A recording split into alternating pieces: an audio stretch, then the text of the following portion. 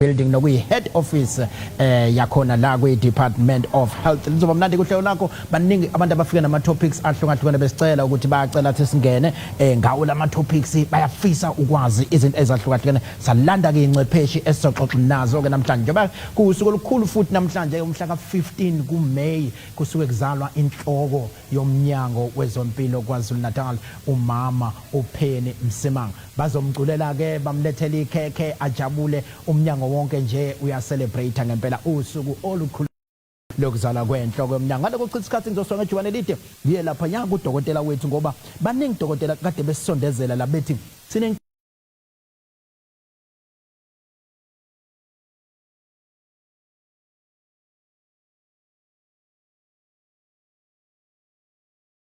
mawubona umuntu onegwegwe impela beze ubani wakabani wenzani la eminyangweni sifuna ukuyiza nababuzile bebuzela abantwana babo uthola omunye uya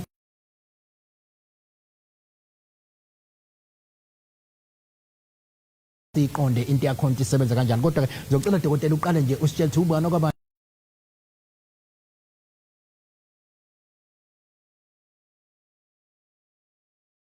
Dr. Sibusiso Malinga. 6 amathambo Henry Regional Hospital. Yeah, ngisebenze khona isikhashana eside yes ngiyabona ukuthi insizwe engathi sihlala hlalile la eThanjeni. Yeah, injalo.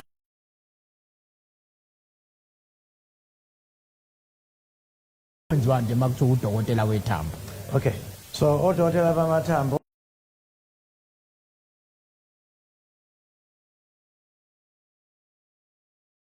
benza ngabantu abalimele yeah, le moto eshayisanayo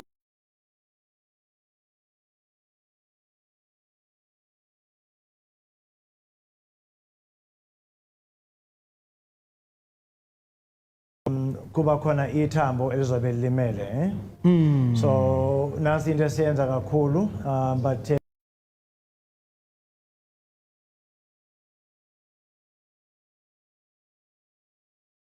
nje kukhona amanye ama conditions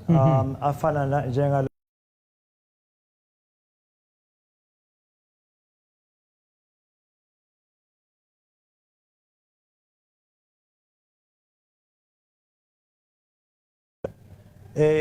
usoshilo is kwekwe yes but yes. is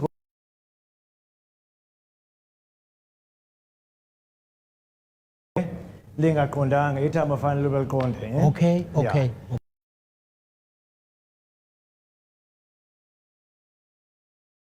umuntu esemdala sibiza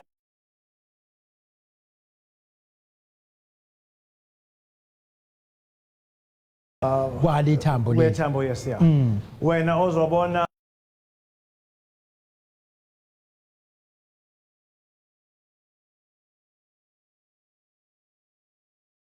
khona lento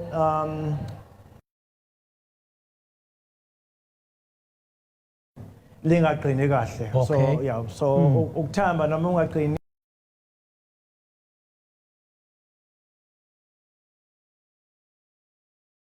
mangabe ukuthi umuntu uyambona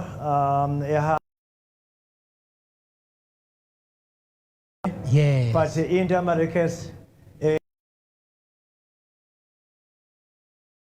yeah so akhona inyawo phela yo yes yeah ukusuka phezulu ekhaya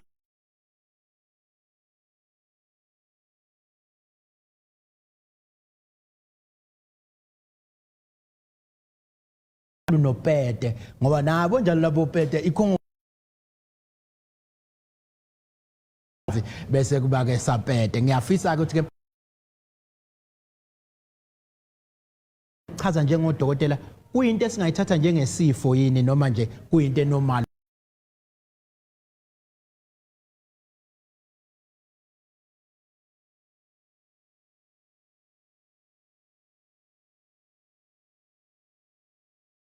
eyenzeka for sikhuluma siyasithi kukho leyo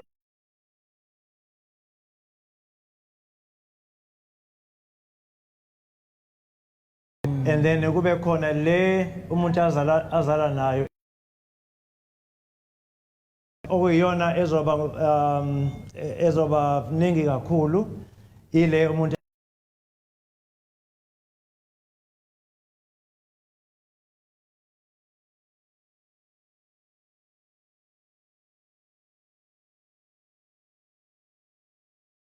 is not as common as the acquired one, eh?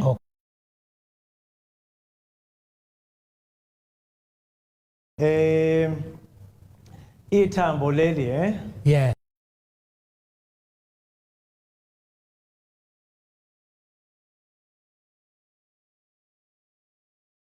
Biza nge-metabolism, eh? Okay. So i-metabolism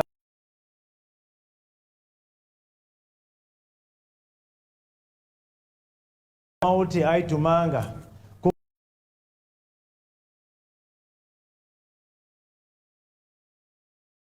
uma ngabe ukuthi amathambo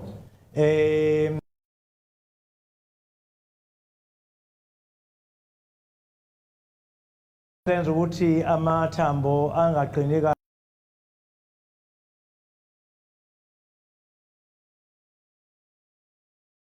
kabi what's the word Wanele. waneli kwe vitamin D, Okay. ne calcium, nento esibiza nge-phosphate, eh? Okay. Yeah, so those things, i-calcium, ne-vitamin D, ne-phosphate, izona ezenza ukuthi ithambo liqine, likhule, liqondile, eh? Okay. Okay. Mhlambe uma ngakhuluma nje futhi la, uke washo la into ethi ingane zizalwa okanye ingane izalwe ingathi igwe kanye uphethe, eh? Yes. Ingaba normal into enjalo, eh? Okay. Ingaba normal into enjalo, but as ingane ikhula, Yeah. ithambo fanele liqonde, eh? Liqonde. Yeah, but maningaqondi, that is when we say ukuthi kukhona inkinga sibiza ngama-rickets, eh? Mhlambe inkinga engakanani le mani ibuka manise ngoba nisebenza ngayo lento yokuthi abanye bephume mhlambe kugwegwe noma omunye agcine uthe omunye ukuthole sephila agcina sekuba yigwegwe omunye inkinga ehamba ikangakanani mawungasibeka esithombeni. Yeah, inkinga ekhona ayixhapha kangako ayininganga kangako ukudlula i-trauma, eh? Okay. Ukulimala, eh? Oh yes. So ikhona but iyavikeleka, it is preventable, right? Okay. Okay. And i-prevention yakhona uma ngakhuluma ngayo isekutheni umama okhulelwe Okay. uziphathe kanjani engakakhulelwa, udle kudla kuni engakakhulelwa, wadla ukudla kunjani sekhulelwe. Ngoba uma ngayichaza ingane uma iseswini kumama, Yes. umsoco, ama-nutrients, Yes. iwathola kumama, Kumama, yeah. kulento esibiza nge-placenta, eh? So uma uthi umama akakutholi ukudla okuyikhona, ingane nayo ayizokuthola ukudla, eh? Shuthu kuyiphatha komama mhlambe naye njalo baba kubalulekile ukuthi uyiphetha kanjani oba whatever kuzokwakha ingane kuzoba nomthelelo ukuthi izophuma ikanjani. Correct. Ayi ngikuzwa kahle dotela but kufika nini ke dotela la sesithi hey la magwegwe la ngoba uqinisile ngiyazi ingane eziningi ezalwa zinamagwegwe athi mayekhula kodwa sibone sekuqonda omunye ugcine seyiqondele nje kungabonakala kwaba igwegwe bese kodwa omunye kusale kodwa kusala unyawo lodwa kwelinye eliqhubeke libe right. Kufika nini la nethi khona sekusesigabeni sokuthi ke funeka hlinzwe ke umntwana. Okay, so angisho nje ukuthi ukuhlinza is the last option, eh? Okay. Yeah. Okay. So ukuhlinza into yokugcina, eh? Okufanele nje yenzeke uma ngabe kuukuthi umama ubekhulelwe, right, wahamba i-antenatal clinic, Yes. kwathatha amagazi waskina kahle, ingane yazalwa, ingane uma ezelwe ikwazi ukuthi ithole immunization, into leyo engakwazi ukuthi itholakale kuse early, eh? Okay. Kungaze kufike isikhathi lapho ingane idinga operation so in other words uma ngabe ukuthi umama uyahamba eclinic Yes. into ezokwazi ukuthi ibonakale kuse early Okay. noma uthi ibonakale kuse early singakwazi ukuthi sisize ukuthi ingane iyelapheke ingazi ibe ndala kuthiwa inamagwegwe Yes. yeah. Okay, umuntu ke nimthola ukuthi ke njengoba niyasho ukuthi kuyenzeka bonakala ukuthi hayilo siyamlapha ke manje singasimhlinze ngoba uthi last option nenenzeni ukuzama ukulibuyisa igwegwe ngale ukuthi aze ahlinze. Is really Omunye negwegwe kuthi hey wena namagwegwe begcina abanye sebeluza ne self esteem ukuyithemba. Imuphi umyalelo ongawunika abazali bantwana babo nabo ke abantwana nje abayithola begconekwa ngayo lento le yokubuyisa ithemba ukuthi bengalahli ithemba. Okay. Yeah, so uqinisile so into eyenzakalayo la ukuthi ingane ekhule igconwa kuthiwa amagwegwe Yes. Iba khona effect umthelela ozoba khona emqondweni psychological le ngane lezi ezinye zazo zikhula zine low self esteem. Absolutely. Ngoba ziyahlekwa la ukuthi umagwegwe kanjani kanti akufananga ukuthi kube kanjalo. Yes. Manje bangisho nje ukuthi lento eyama rickets Yes. ikabile ingaba kanje ibuye phakathi uphethe okanye ingaba kanje umagwegwe igwegwe but zombili zenzeka ngoba ithambo aliqinile kahle lithambile lisoft ngoba kushoda uvitamin D okay okanye calcium okanye phosphate absolutely yeah, and zonke ziyakwazi ukuba zilungiseke njengoba ngisho nje ukuthi prevention yes is far better than cure absolutely so sidinga a very effective public health system ugovernment azoyisupporta yeah absolutely ngiyazi ukuthi asikutholi kakhulu abantu bamathambo siyaqala nje yahlahla ukubathola bakhona ke abanye othola ekukhuleni nje kwakhe unamathambo ukuthi isikhathi kuvele abone sephuka yena nje aphoqa umuntu ini umuntu onento kanjalo ungam advise uthini ukuthi na asigade la ngoba ngiyabona ukuthi njoba usho ukuthi amanye aya recap namanye ayagoba amanye kwahla kwacima but khona ke nje umnyethe emile ewe liphuke ithambo kusuke kwenze njani lapho isystem kusuke kwenzakalani. Okay, so ziningi izizathu ezenza ukuthi ithambo lingaphuka so sibiza nge brittle bone. Okay. Uba brittle ukuthamba oh yes yeah. yes wena owabona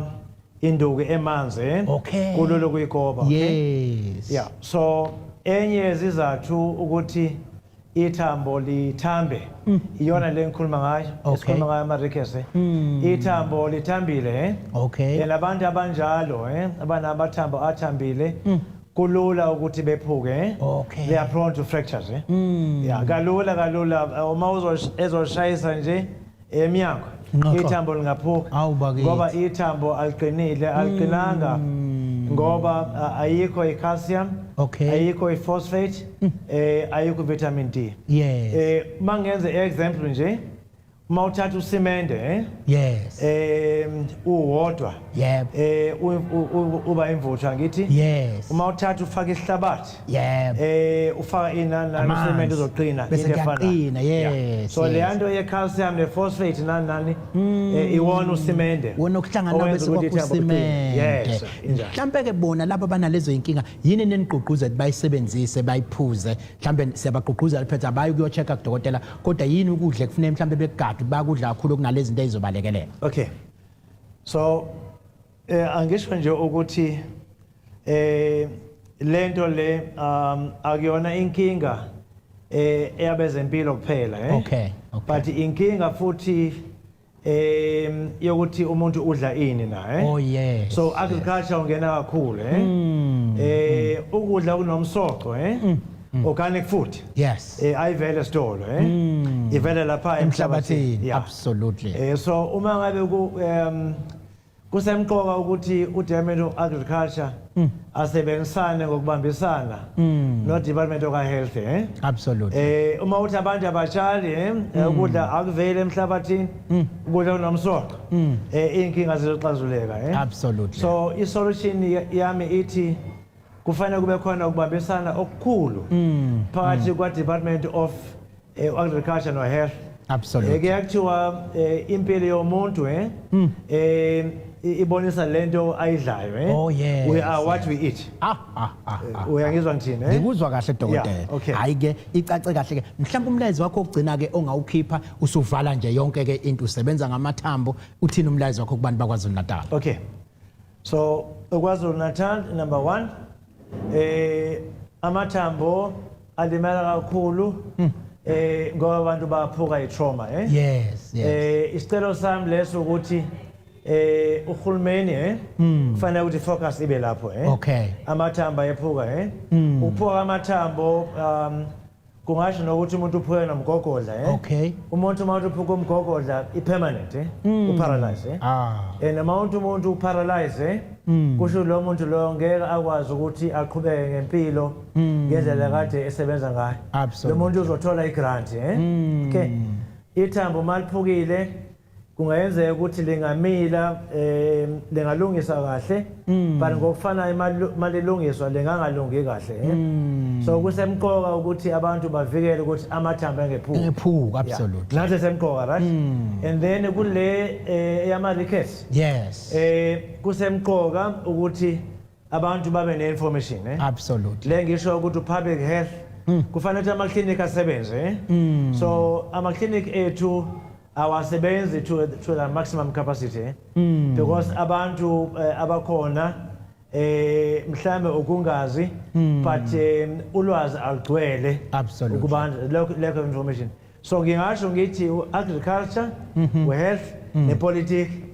abantu bepolitics abakhuluma into okuyiyona kubantu ma lento kathiwa la inkinga asibambeke lapho dokotela ngoba isikhathi sesiyangishaya ngiyakuzocela ukuthi ngithathe lo olandelayo dokotela sibonge kakhulu ngesikhathi sakho siyithole kahle kakhulu indaba yethambo dokotela ngizosiwangela idekejubane manje ngiye kumfowethu la okuyena kodwa ngizocela ngaphambi kuba ngoba usezosondela nomhlonishwa ngikufake lapha yamfowethu uze mayengena yena angene aqonde ngapha okay ngizocela ukuthi ke sasiqhubeke nje mfowethu bangathi kuthi usaqhelaqhelile ngixolise kuleyo ndawo kancane nje ngiyazi ukuthi ke mfowethu uzositshela ubani okabani wenzani la eminyangweni wezempilo ngibingelele abalaleli emakhaya ngibingelele nawo mfowethu uMaphisa igama lami nguNjabulo absolutely wakaMadlala ngisebenza eMgungundlovu district ngaphansi kwawo ngaphansi kophiko noma ithimba elisebenza ngezifo zengqondo lokuthi mental health absolutely ngiwu social work manager khona yes umsebenzi wami ilo yes ngizwile kuthiwa namhlanje uzosixoxela ngogwayi yes nalokho bathi yini ivape yes lezi zinto kuthiwa ziyadlisa mfowethu khona into wrong ngazo ake ngithi isikale ngezi ikhulume nje disclaimer ukuthi ngikhuluma lo ngoba mhlambe nguchwepheshe mhlambe ngibuya khona ukwayi awukhulumi njengomuntu osuke nawe wagedlezela mina ngithi bakuthathe phela ngokubuka iface yakho bathi uthi ayikhona iphuza face la ikhona yini ayasithathe lo muntu lo manje isuka yaphi indaba kanti lana sinenkinga esibhekene nayo siyizwe la South Africa kuhlanganisa nayo iKZN iKwaZulu Natal yokuthi kunezidakamizwa esingazinaki kakhulu njengana ugwayi kule nyanga ke le mayiphela nje inyanga 31 sobe sibheke kakhulu ekutheni sigubha lolu suku lokuthi sifuna uqwashisa abantu emhlabeni wonke jikelele ukuthi ugwayi asiziqhelaneni senawo ngoba unomngozi omningi kuhlanganiseke nazo lezi logwayi lo usufaka ama flavors manje okadusho ovapor noma happy njalo njalo izinto lezi esifisayo ukuthi kule nyanga sibaxwayise abantu ukuthi bakwazi ukubaqhelana nazo mhlawumbe bongangivumela nje ngichaze kancane ngogwayi ngoba isikhathi singimesithi ugwayi abantu bavele bacabanga ngogwayi lo ubhema usikilidi kuphela wena ufaka nesinemfu nensango konke lokho kugwayi insango kodwa ayixolele ngibona ugqoka into efana naye insango manje ngenze ukuthi hayi na uyifaki yona okubhenya okune tobacco ne nicotine sikufake ndawonye esithi ugwayi so konke ke lokho sithi kule nyanga siyabaxwayisa abantu ukuthi baqhelelane nako Yes. Na enye into engeke ngifisa ukuyazi kunobungozi ngani ukuthi umuntu abheme noma ikuphi nje. Sesibona abanye umuntu uvela layithi ugwayi noma ikuphi sayibhemela abanye abheme endlini kuneyingane kukhona nobungozi balokho noma into eright nje bangayenza abantu. Awuqale ngokuthi nje ugwayi ukubhema nje ugwayi kunomngozi omningi. Ngokusibonelo nje ibalo sikhombisa ukuthi emhlabeni wonke jikelele njalo ngonyaka kulimala noma kushona abantu abawu8 million izigidi eziyisishiyagalombili. So baningi abantu abashona ngezifo ezihlangene noma ezibangelwa ikona ukubhema. Ngokusibonelo sinenhlobo eziningi ze-cancer ezikhona. Odokotela bayokutshela nje bazibala zibe eziningi impela inhlobo zama-cancer ezikhona ezibangelwa ukona ugwayi kanjalo nezicubu zomzimba ezifana nenhliziyo njalo njalo konke lokho kubangelwa iwona ugwayi. So kunomngozi ukuthi sibheme nje noma kanjani ngoba okokuqala silimaza izimpilo zethu futhi sizifaka lesibalo lesabantu abaningi abashonayo njalo emhlabeni hlanganisa nayo iSouth Africa ngoba izibalo nje za 2016 ziveza ukuthi kwashona abantu awu26,000 beshonisa izifo ezihlangene nogwayi. So kuyingozi ikakhulukazi ngoba phela kugcina sekuthinteka nemvelo lokusithi environment kuphinde futhi kugcina sekuthinteka nabanye abantu abangabhemi kodwa ngenxa nje ukuthi thina sibheme esidlangalaleni base bethola lokho sikubiza ukuthi ugwayi noma smoke esiyisekeni esivele sesifika kubona nabo sibe sikwazi ukuthi sibathinte ngendlela engafanele ngoba bona babhemi ngisho ubhema ngakho kufanele ukuthi masibhema sizibheke futhi samsene nomthetho ngoba ukhona umthetho okulawulayo ukuthi kubhenywa kuphi futhi kubhenywa kanjani. Manje ke khona lento esingenile kedlisayo abaningi abakholelwa ukuthi cha intuthu nje le eyingenela lokho kuthiwa ihabli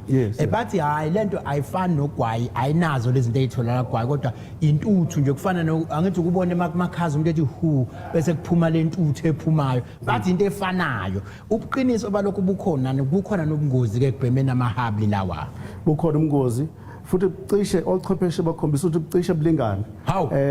ubungozi bokubhema amahabli nogwayi yebo uhlanganise nama vapor njalo njalo ngoba okuningi okubhenywayo lezi zinto esibhemayo kusukela kuona ugwayi sizibhema ugwayi ngoba kunalento le ama chemical akhona ke kuthiwa ugwayini nama chemical awu 7,000 aphumayo nje odokotela basabhizi bayacwaninga bakhona amanye abasawacwaninga ngoba ucwaningo liyaqhubeka kodwa amaningi alama chemical mabu ngendlela ukuthi yiwo abangela cancer nalezifo lezi ezibulala abantu. So uma uzayo ko habli nakhona kusewugwayi mangicabanga kahle ngoba ngasikhathi ifika lezi zinto lezi ehabli kwafika ngendlela ukuthi kuthiwa kuyisixazululo sokuthi ngoba abantu bayashona bebula ugwayi kwase kuthiwa ingeke akuziwe ngapha kuyihabli kwafakwa namanzi kufakwa namanzi bese kuthiwa amanzi acwenga yonke nambe ngathi lento bathi ingcwele ngoba kufana namanzi akhulekelwe lento amanzi abusisiwe basho njalo hayi abusisiwe kusengumngozi umngozi ocishe efane nokugwayi ngoba okuningi kunayo lento ekuthiwa inicotine etholakala kugwayi kanjalo ke nama chemical lawo engikhulume ngawo nawo atholakala kulezi zinto lezi esimanje manje ezinama flavor ezinuka kamnandi nezithetha kamnandi. So okuyiyona into esifuna ukuyenza ngoba njengoba siqonde ekupheleni kwalenyanga nje mhla 31 nje bade ngisho kuusuku lokugubha itobacco ukusebenzisa ugwayi awareness emhlabeni wonke siyafisa ukuthi sibaxwayise nabantu abasha ngoba ingqondo zabo sathambile. So mangabe ubhema edlangalaleni kukhona umuntu omusha noma ingane kakhulukazi kanjalo nomuntu okhulele ingane iyakwazi ukuthi ithinteke and then bese iyaphazamiseka indlela ekhula ngayo odokotela bayebesho njalo. So ngakho siyafisa ukubaxwayisa futhi ke makuzwanga kubantu abasha kuyashesha ukuthi balutheke ba-addicteke ngenxa yokuthi ingqondo zabo usuke samukela kalula izinto ngakho nako siyafisa ukuthi sibaxwayise ngoba lezi zinto indlela ezifika ngazo zifika ungathi zinhle sinama flavor amnandi njalo njalo kodwa okusalayo ubungozi bukhona phakathi kuzona futhi kakhulukazi abantu abaningi abagcina sebebhema ugwayi laba abasha basuke beqale khona lapha okubuka kumnandi ngoba mawuthi ayibuka le vape yona iwest ngoba sebeze beyibheme ngisho ke manje ezikoleni ngoba ngathi yona cha inanki ngayikhiphe nje ayishaye lapha kuthiwa ngathi yona ayinabungozi kakhulu ngoba ugesi angazi ugesi ushisa yonke into kuyiqiniso nalokho basho njalo ngoba nothisha babatshela no menier lokho akusugwayi lokho akunagwayi phakathi akunabungozi siyafisa ukuthi siuxwayise umphakathi weSouth Africa ukuthi ubungozi bukhona kuzona zonke nje lezi zinto lezi eziphenywayo kubuyela nje kuyitheme kulento eyingqikithi yalosuku lomhla ka 31 May lithi siya unmask zonke lezi zinto lezi siyazembula zonke lezi ezi amaqhinga ezinkampani zogwayi ngoba amaqhinga enkampani zogwayi ukuthi ngoba laphana sesiyavinza ukuthi singenzi noma kanjani asizodlalela ngapha ngoba bakanaki ngakhona so zonke ke lezi zinto lezi ubungozi bukhona kuzona futhi siyafisa ukuthi abantu bakithi bakwazi ukuloko futhi bakwazi baqhelelane naso. Insizwa ke iningi lemakhaya zithi ke iParliament lakhipha umthetho ukuthi cha insango esivulelekile manje ke bathi hayi njoba yaphasiswa iParliament ke insango kusho ukuthi cha ayinabungozi ke kakhulu ke yona manje ubafica beyishaya ngisho emgaqweni ke manje beyishaya yonke indawo ithini into yensango ihamba ifike phi yona. Siyafisa ukuthi abantu bakithi sibazise nje basikhuluma ngokuthi kungenzeka ukuthi uthi uyabhema ngasikhathi wenza leso smoke less nama chemical lawa suke ephuma kulento oyibhemayo athinteke nomunye umuntu ongangene lapha ngakho nje ukubhema emphakathini bathi ushawa ama aerials akuvumelekile enhlobo khona nje umthetho osebhodweni kuyimanje lokuthiwa ibill uhulumeni asazama ukuthi awukhiqize uma usuphumile ke zizokwazi ukuthi zicontroleke noma zilawuleke indlela ekusetshenziswa ngayo lezi ngoba kwamanje ukuthi uyangena endaweni zokujabula la emalokishini uthola ukuthi kubekwe labo jeke labo balezi ebhenywayo amahaba ngoba azikalawuleki kahle eSouth Africa kodwa khona umthetho ozayo ozokwazi ukuthi ofaka zonke ke lezi zinto ongafaka ugwayi phela ukuthi umuntu mangabe ezenza konke akwenze ngasese ukuze abanye abantu bangakwazi ukuthi bathinteke kanjalo nase ngoba iWorld Health Organization ithi sesifuna ukuthi isifiso sayo ukuthi kube no 100% okungabhemi endaweni zokujabula okwamanje kuseyingxenye but ukuhamba kwesikhathi siyafisa ukuthi nje kungabhenywa nhlobo endaweni zokujabula ngoba nabanye abantu bagcina sebetheleleke bese bethola izifo ekade bengeke bezithola ukuba bebengekho lapho kuleyo Kumbuzi selula lekhaya igama lahlelo khala.gov.za esilishamna namhlanje semgungundlo Peter Maritzburg Natal building kuyibhilidi eli headquarters noma head office ye KwaZulu Natal Department of Health sikhumbuzisana la ngoba inyanga uMay kuba inyanga la sikhumbuzisana ngobungozi bokubhema ugwayi senze awareness kuyi awareness month ye tobacco kodwa ke sihamba sithinta yonke into eyintuthu engena nje ngaphakathi kumuntu njobe sesithintela kamahabli wasithintela insango mina bengithi ke ngoba siyaphasa eParliament mhlambe ke insanga ayibona ke bavumeleke la cha usuyangigoba uthi abanye bazi beshawa ama aerials khona lokho ethi uyibhemela la eceleni uyizwe nawe kushaya uzizwe uba dizzy uzwe lento namandla lento le kazi ke kulona eqondene naye ngqoke koyishayayo ilento nje ngiye ngizwe le nodokotela besho bethi bukhulu ubungozi obukumuntu ongabhemi wena mawusuku ubhemela eceleni kwakhe ingakho ke sesigqugquzele kakhulu ukuthi ababhemayo aba protect phela laba abangabhemi mhlambe khona ungakudlulisa lapho usuyigoqa ke manje. Yes mhlawumbe ngiqale ngifake nje isicelo futhi nakulabo abamabhizinisi abanendawo zokujabula ukuthi baqaphele ukuthi bayigcina imithetho ngoba kwezinye indawo sesibona nakuba kukhona indawo eseceleni yokubhema kodwa uthola ukuthi gcina sekufakwa njengoba nje ngenze nje isibonelo njengoba kusasa kuzobe kudlala ibhola nje uthola ukuthi kune TV enkulu khona lapho la entuthwini so sebeyangena nabantu abangabhemi sebezobuka ibhola bese bethola le ntuthuke lesi uhulumeni angafuni ukuthi abantu babe exposed kuyona so siyafisa ukuthi nabo abantu bamabhizinisi babamsane nohulumeni ekutheni izindawo zokubhema kungangeni nombani kuzona ikakhulukazi abantu abangabhemi okwesibili njengoba ngishilo ngathi inqikithi yale nyanga njengoba sobe sigubha lolu suku lo noma senza le awareness ukuthi abantu kufanele bazi ukuthi impilo yomuntu obhemayo iyabiza bayazi abanye abantu abaningi ukuthi noma kuthiwa uthatha umshwalense kuyabuza kuthiwa uyabhema yini khuphuka ipremium ibe hayibo no petrol uyakhuphukela ngezo yes so ngabanye amazwi kanjalo futhi mawusugula kuyimali eningi ukuthi ulapheke uthatha imali eningi ukuthi ulapheke ngosibonela nje bahleli nje izikhungo zokwelapha abantu bezidakamizwa ama substances lawa afana nogwayi zimbalwa kakhulu la nje KZN ziwu2 kuphela zahulumeni so ngakho mase zikubambile lezi zinto ugcina sekumosha imali eningi so kune izigidigidi zemali eningi njalo ngonyaka uhulumeni azisebenzayo ukuze akwazi ukuthi alwe nalebi so ngaya amazwi kuyabiza kuyingozi ukubhema futhi kuyabiza okuhle nje ngifisa ukugqugquzela kubantu ukuthi ukuyeka akukho late usengayeka khona uhlelo lokuthi ungasizakala umnyango wezempilo uyaliphusha lolu hlelo uhlanganisebambisene nomnyango futhi wezenhlalakahle social development siyafisa ukuthi abantu basondele kule minyango yombili ama clinic kanjalo nasema office umnyango wezenhlalakahle ukuze bakwazi ukuthi bathole usizo lokuthi bame ngoba akukho lethu ukuthi ungami impilo yakho esengwazi ukuthi ibe ngcono uma ngabe usheshe wathatha isinyathelo ngiyazi ukuthi ke anginalo ulwazi kahle ngiyengizwe nje kuthiwa lapha emgaqweni kubhenya uncika nobunga nakho kugwayi leyo nto noma into ke seceleni ehlukile kuyancika kuyancika nakho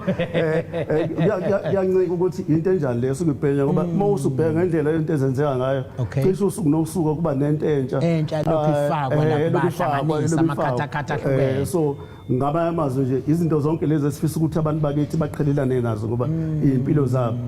ziba sengcupheni ngenxa yayo okunye futhi mhlawumbe okugcina ngifisa ukusho ngibhekise nje kakhulukazi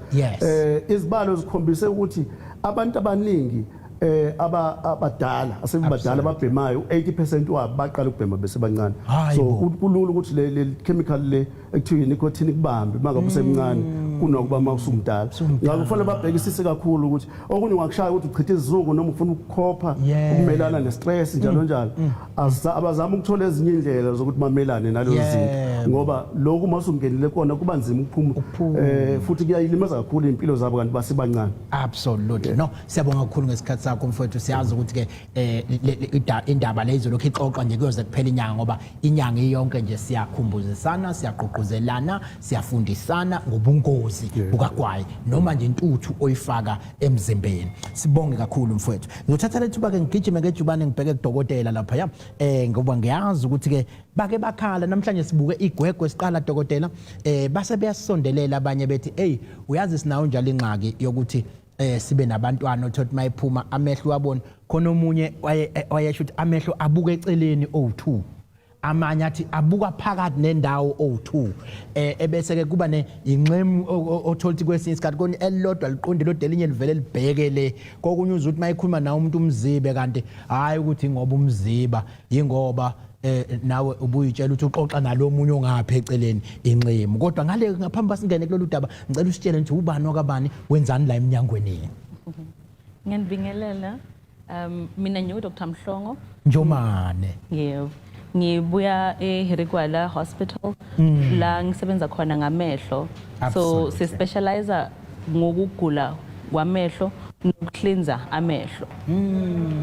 mhlambe ungangihlebela dokotela uthi imfihlo yenu yini lekutheni nithi asifake izibuko ningenza ukuthi amehlo abone lokuthi asifake izibuko kodwa ungixoxela ngelinye ilanga namhlanje besifisa nje ukuzosixoxela ngenxemu ngiyazeni namagama mhlambe nenikubiza ngawo esilungwini letsenu kodwa ngapha kuthiwa inxemu bese ngikuchazile ukuthi amehlo kuyenzeka phambane engathi abheka le ngiyaxolisa mangikubeka ngendlela ezobe engathi ukucwasa kodwa ngizama ukuchaza nje ukuze osekhaya mayilalele aqonde isithombe engizama ukusibeka yini inxemu mawungabeka nje ugogo ekhaya ongazi ukuthi yini inxemu so inxemu in simple terms kusho ukuthi amehlo awaqondile ihlo elodwa wona omabili amehlo elihlo into engathi ibhola and lilawulwa imsipha ehleli khona kwinhlamvu yelihlo ukuthi likwazi ukuthi libuke endaweni ezihlukile either emaceleni ophezulu naphansi if kwenzeka ukuthi kukhona la kungahambe kahle khona liyatsheka libuke eceleni bese sithi umuntu unenxemu manje ke ngiyayibona ke isikhathi esiningi uthola ukuthi abantu bazalwa benayo lento kwesinye isikhathi uthola ukuthi athe khula abona odamehla siyaqala manje ayaphambana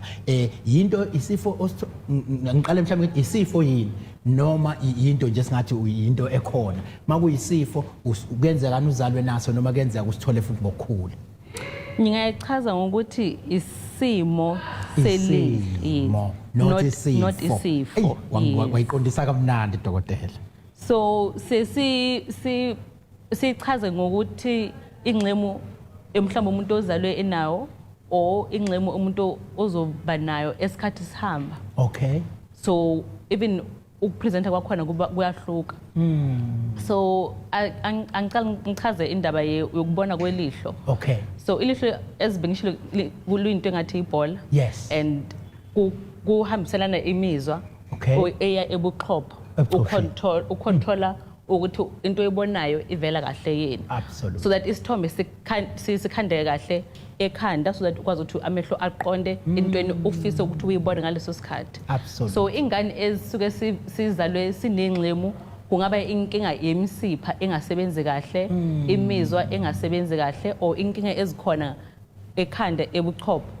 engabangela ukuthi imlayezo ungahambi kahle ukontrola imisipha yelihlo. Or sometimes especially enganeni if ingane izalwe kukhona inkinga ekhona khona ngaphakathi kwenhlamvu yelihlo ebangela ukuthi umntwana angakwazi ukuthi abone kahle. Ubuchopho bugcina bukhohlwa lelo lihlo ngoba alijwayele ukubona, alijwayele ukufocusa, alisafundi imizwa ayisafundi ukuqonda kahle ukuze ilihlo likwazi ukuthi libone ukuthi kwamanje ngifuna ukubuka ngale okufuna ukubuka ngale uthola amehlo engathi atshekile. And other times if umuntu usekhulile uzalwe amehlo eqonde kahle if kwenza ukuthi uba nokulimala ashayeke ekhanda kuthinteke imizwa ezocontrola imisipha yelihlo or if uba ne-stroke because indaba ye-stroke isebenza kakhulu nama-nerves ugcina seba nenxemu or if ulimala around ubuso kuba nama-fractures lana amathambo aphuke imisipha le esisize ngokucontrola ilihlo kungenza ukuthi bambeke lapho kulama fractures umuntu agcina engasaboni kahle or even ukugula okuthile okuthinta umzimba wonke okungahambiselana nemizwa ingakhosa ukuthi amehlo abe nenxemu. Manje dokotela ngilaphe lapha ke ngoba ngizubala izinto eziningi kulento imizwa ngiyacanga abahethekile nje funeka begada ukuthi imizwa ingangeni kakhulu ngaze abe nenxemu ngibonile kodwa ke kasikho lapho manje ubala imizwa ubala into eziningi into egcina ingakwazi ukulapheka le niyakwazi ukuyilapha njengodokotela lesi simo isimo senxemu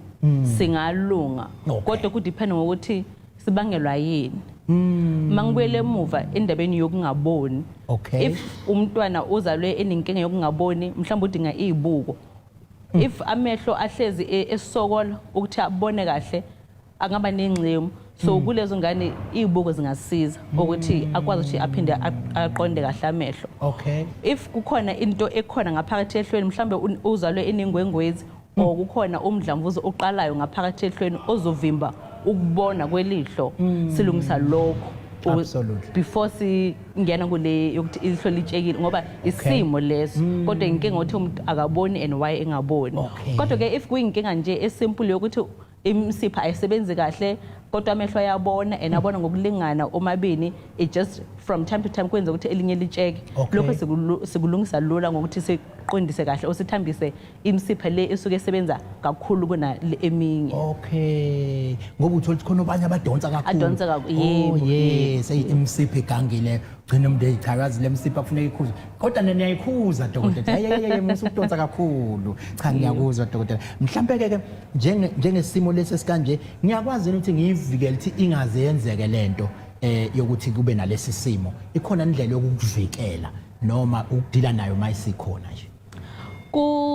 kunzima ukuthi singathi ungayivikela ngoba a lot of the time kuya depend ukuthi isuke bangelwe yini and izinto ezi just general ukuthi if umntwana uzalwe before isikhathi sakhe a lot of the time baba nenxemu ngoba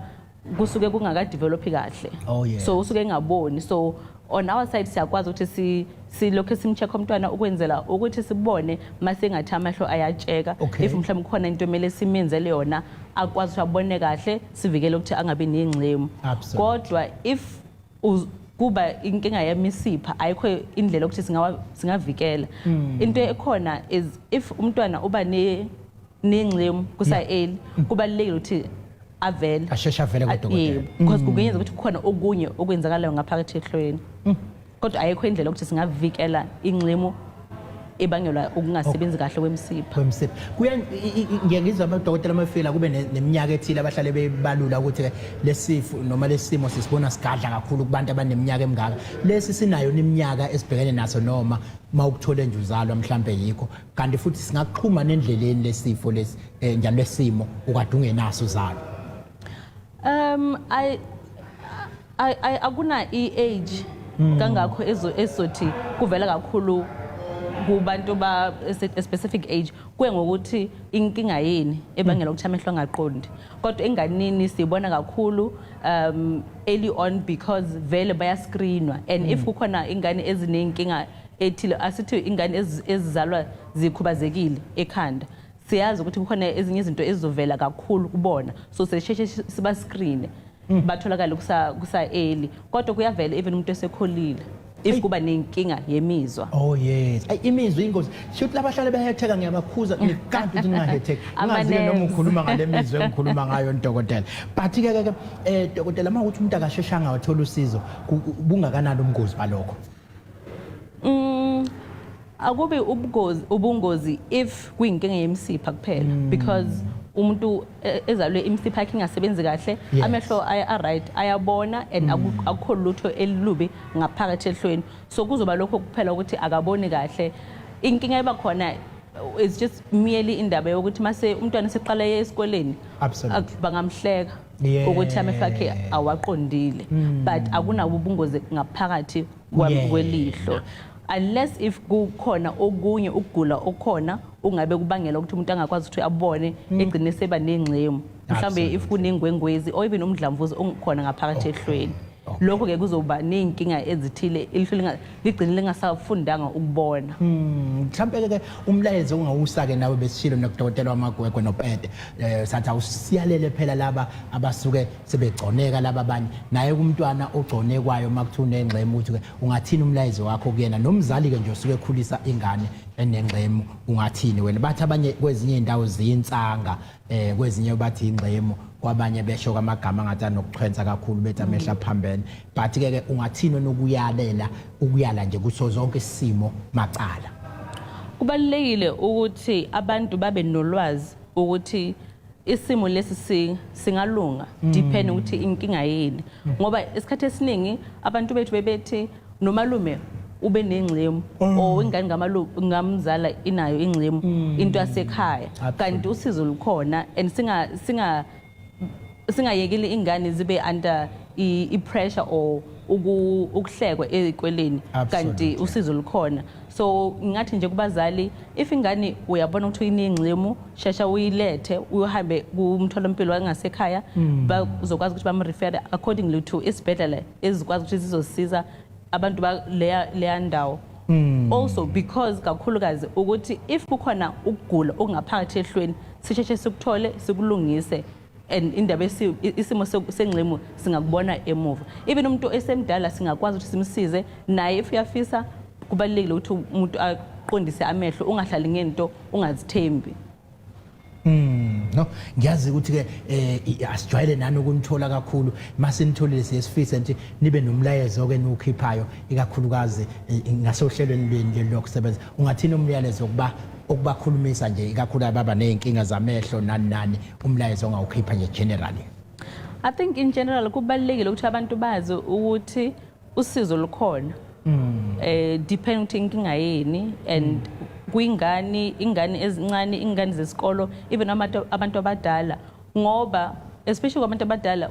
baye bathi vele ngiyaguga ngikhambi kwesikhathi ngeke ngisakwazi ukuthi ngibone kanti ezinye izinto siyakwazi ukuthi silaphe umuntu avuke senze operation namhlanje evuke sebona ngakusasa if kukhona into ongayiqondi kahle ehlweni especially if ingane ziba mhlawumbe isport esithile esingathi sigrey awusamqondi kahle umntwana or even isaqala ukukhasa as early as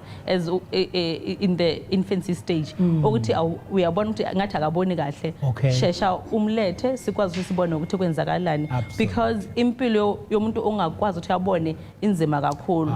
ama patient amaningi baye bathi kungcono ukungezwa than ukungaboni ukuhlala kulfifi the whole time kuba nzima because now it means awukwazi ukuzenza izinto and udinga omunye umuntu ozohlezi ekusiza ukwenza izinto no dokotela siyabonga isikhathi sakho sihlale sikujabulela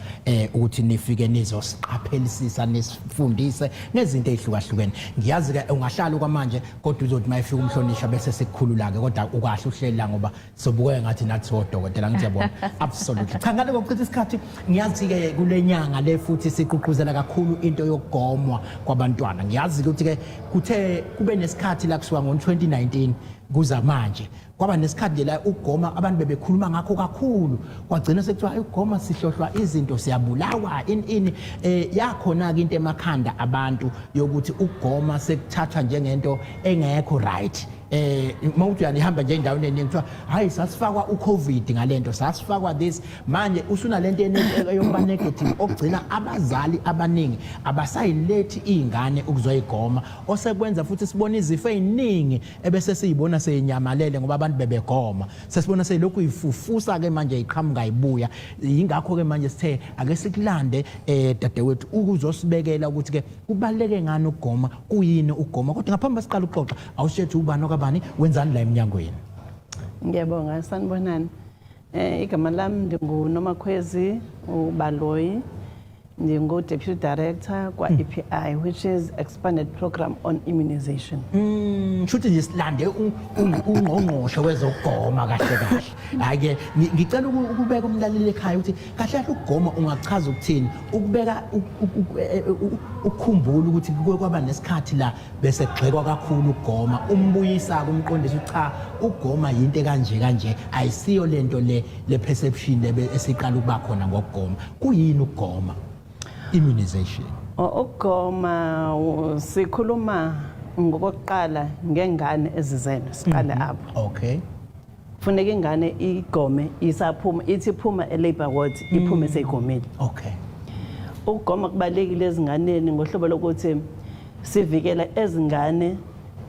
ikakhulu ingane uqala izelwe uyoma ku 12 years okay kuba lelona sikhathi apho ingane zikwazi ukuthi zithole izifo ebezinothi sizithintele sizivikele kuzo kubaleke ngohlobo ukuthi ngokufuneka umama okanye umnakekeli wengane aqinise ukuthi ingane izelwe iphuma esibhedlela ekliniki okanye nobizalelwe ekhaya aqiniseke ukuthi uyemtholampilo ingane ukuze ithole yonke imigomo efanele ingane ngokwe age yayo until ize ifike kwi age apho okay ithi ke ischedule sinento kuthiwa ischedule immunization whereby ibekiwe imigomo ke apho iqala khona ndizophinde ndilandele kolohlelo ukuthi iqala phi iyophela phi okubalekile ukuthi ke omama abanakekeli bengane abaqinise ukuthi ezingane ziyagonywa sivikele izifo we talk primary prevention apho sifuna ukuthi umuntu noba mdala noba ingane angazitholi izifo aqale avikeleke angazafike kwizinga lokuthi uyo admit esibhedlele seyiyagula kulapho kubaleke khona ukugoma prevention is better than cure abasho njalo isingisi ke kodwa ke sithi ke zivikele ngaphambi kokuba uze ugule ngoba ukuyivikela ikona okwenza ungagcini phela usugula okuthi ke ukugoma lokhu ngoma ngulalele wena iyona net enithi angiyivikele ngayo ngaphambi kokuba ngize ngigule nje kube khona indlela ethile sengigomela owayekhona ke la ngevikele indlela ba kuleli viki nje siyanifuna lenyanga siyanifuna lokhu nisikhumbuzisa ngakho ngoba ibhlungu lento ukuthi sizwe kuthiwa izingane seyibuyelwa izifo bese seyitshela sesayikhohlwa zindala ngoba nakho mhlawumbe mawungathatha umzali ke manje ophuma nje ukuyobeletha yini ekufuneka iqikelele ngenyanga yokuqala ngenyanga yesibili ngenyanga okuhambisana nemigomo uze usibeke ku12 years la ukhuluma ngawo ngiyabonga okokuqala umama masithi nanku ebeyobeletha uzophuma esibhedlela nengane amakaqaphela oqala ukuthi akaphumi esibhedlela ingane ingagomanga okay umgomo wokuqala umgomo okuthiwa iBCG okay ovikela iTB owesibini umgomo kaOPV zingamaconsi OPV virus ngowepolio ke lo okay ngoqala awuthole sesibhedlela absolutely ubebelethele ekhaya uzobamba aye clinic uzoqalwa apho naye umntana wakhe athole lo maconsi athole iBCG azogxiviza lapha emahlombe aphume ke usaphuma wozalwa ke lo indala ke leyo gxivizo ba nathi sasiyithola leyo gxivizo ngale yamnyango 1970 na 19 usagxivizwa namanje absolutely uzothi ke ngoxa ena 6 months I mean 6 weeks lengane izophindela emtholampilo shutha akabuye 6 weeks umama wengane uzobe efundiswe lapha esibhedlela okanye clinic ebelethele khona ukuthi ma ingane seyina 6 weeks funeka uphindele eclinic okanye emtholampilo uyothola ke ngoku leka 6 weeks Okay. uphuma enekhadi lomgomo Okay. kwalapha esibhedlela elikhadi lomgomo i-ID yalengane Absolutely. apho azoxa iphuma ke ngoku ayazi ukuthi ingane masefike ku6 weeks funeka nje emtholampilo izothola umgomo uka6 weeks oqala phi ke ngoku esophinde siphinde la OPV drops eza drops ze polio virus Absolutely. aphinde athole umgomo ekuthiwa ngu-PCV umgomo ovikela pneumonia aphinde athole uhexavalent Okay. ngumgomo kolo ohlanganiswe imigomo emininzi ekuwo evikela ohepatitis evikela otetanus evikela yonke ezizifo ziba khona ezinganeni Absolutely. ibe ngumgomo ekuthiwa ngu-rotavirus uvikela lo umgomo ukuthi ingane ingabi nayo izifo zohudo like o-diarrheal diseases Yebo. ngulo mgomo kabani ka-6 weeks Okay. aphinde ikhadi lomgomo njengoba ndibeka nje zibhaliwe zonke ezi stages Absolutely. uzophinda ke ngoku Kade liphethe bethe road map noma yini? road to health booklet Yebo, likhadi yebo. lomgomo Absolutely. bekumele uba ndiliphathile nizolibona uzothi ke ngoku after 6 weeks aphinde abuye nini at 10 weeks Okay. uzothola omnye umgomo ukwengeza kulobe uthole ku-6 weeks Yes. uzothola uhexa kakhona Okay. uhexa lo-ke ono-hepatitis bavikela nabe-diphtheria no-tetanus zonke zikwakulo mgomo uyi-1 uthola okwesingaphi okwesibili Okay. okwesithathu uzophinde afike at 14 weeks Hayibo. at 14 weeks uthola Yahanjwa clinic uma ubuye kuyobeletha. hayi futhi nje Eh. uzothola yonke la migomo ebeyithole at 6 weeks sizamela ntoni ukuthi lo mntana avikeleke kuyo Yebo. yonke ezi zigulo zengane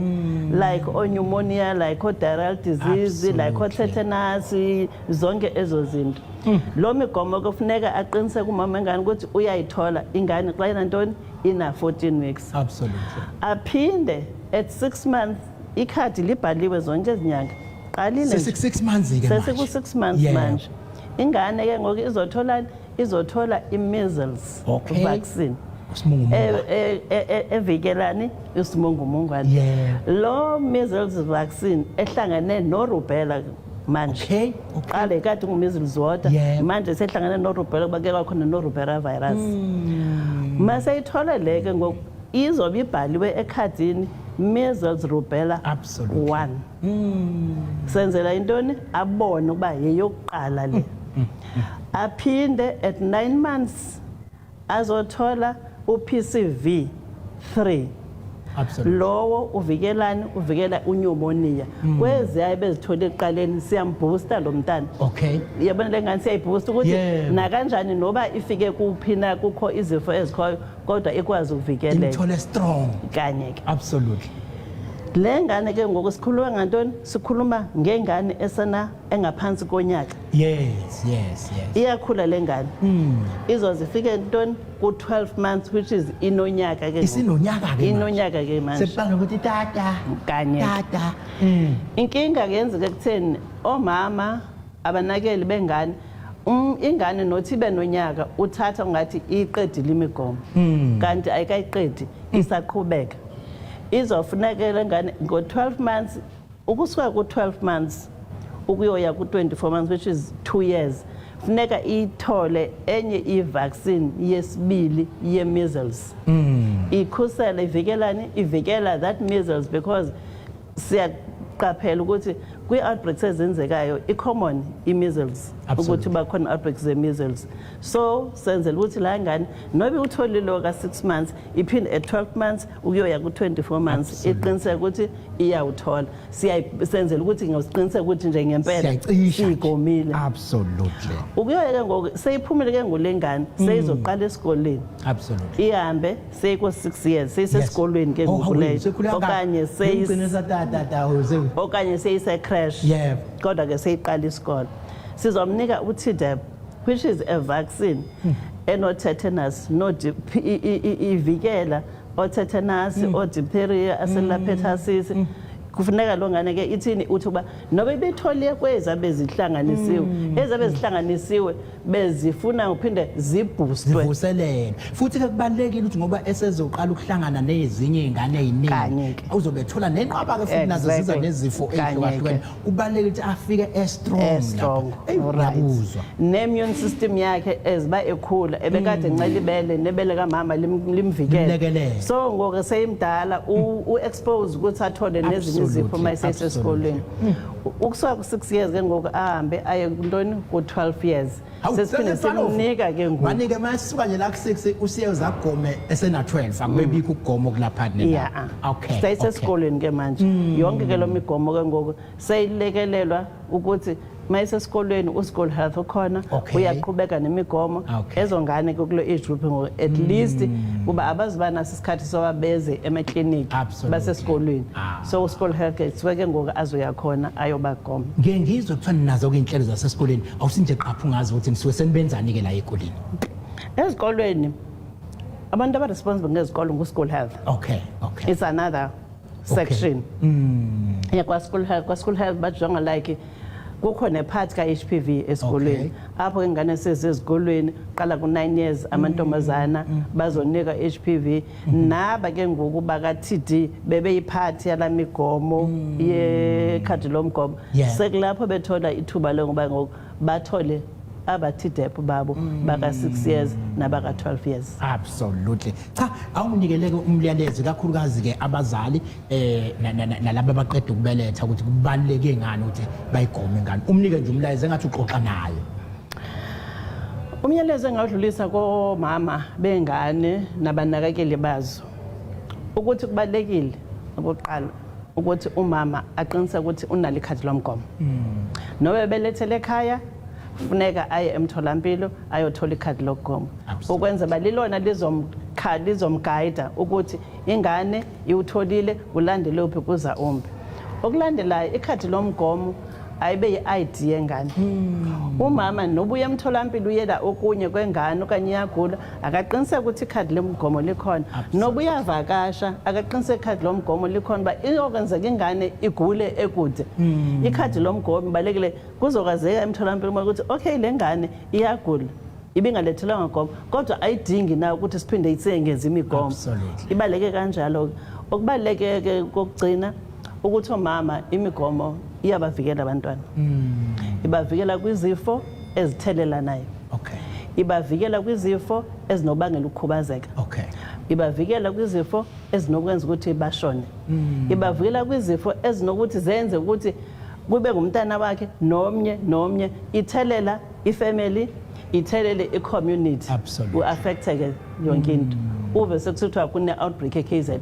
kanti ibiqale ngumntana oyi-1 nababili seyi-affecta the whole province umlayezo ongawunika-ke umzali okuthe ngephutha nkosi yami kwaJombeka usiyasaba ukubuyela ngoba kuthiwa babuye bethetha abanye odokotela lapha nonesi ungawuthini umlayezo kuyena maye eJombe njengeviki noma inyanga sekufuneka vela acasheke unomphelo noma ikhona indlela yokulekelela lapho hayi umyalezo engawusho komama abakhululeke mhlambi kwakuyisikhathi sakudala ngoko hayi esisamanje anisathethi hayi dokotela ngathi dokotela uyafutha esokuthethisa thina asithethi kuba masibathethisa siyabaxosha bengezi bazokuba bebale ukuthi bazothethiswa absolutely ithi into esiyishumayelayo kuma public facilities absolutely izibhedlela nakuma clinic ukuthi noba umama bengabuyanga sukumthethisa okubalekile ukuthi ngokebezile okokuqala uqala kwase labor wards afundiswe engekabelethi uyabeletha uyafundiswa uyafika eclinic ngo6 weeks uyafundiswa usuku nosuku ilanga nelanga eseclinic umchazela ukuthi uzobuya ngedate ethile uba kwenzekile abakwazi ukubuya buya noba ubuye nini na kodwa qiniseka ukuthi ingane yakho iyayithola yonke lemigomo ngohlobo ebhalwe ngalo ekhadini nomama kulula ukumbonisa ikhadi libekiwe line date nalemigomo ibekiwe so uzomchazela apha eclinic ukuthi nanku umgomo awutholileyo okulandelayo ke ngoku nanku ozolandela noba ube late okubalekile ingane yakho mayigome kuba uba kufikelele ukuthi isibonelo abe nonyaka kube kukho imigomo angayitholanga akagomanga ngokupheleleyo lo ngane. Absolutely. So amakliniki abazali omama bengane abakhululeke into esifunayo ukuthi ingane zigome ziphephe Absolutely. kungabikho izifo as unnecessary ezo affect ingane zize zizibulale kube negama elibi elithi iKZN ine outbreak sabantwana bayashona. Hey, ngiyathemba ke nizwele ke besigubha usuku olukhulu ngomhla ka12 lamanesi emhlabeni jikelele. Basho ke nabathi cha kwakudala impela amanesi ethetha laba thethi uthi uqhamukelele baby ubingelele kamnandi amanesi siyathemba ukuthi baligubhe kahle yonke umhlaba ke sizoqhubha nje lonke iviki sibabungaza abakwethu nesi abantu ababaleka kakhulu sijabule kakhulu futhi ke siligubhe kahle kakhulu nabo lapha endaweni yaseDandi besedandi kwaba nje usuku olukhulu umhlaba wonke ke nesi thina sithi sibanika iviki lonke ke lokhu siyabacula nje kuleli viki singaba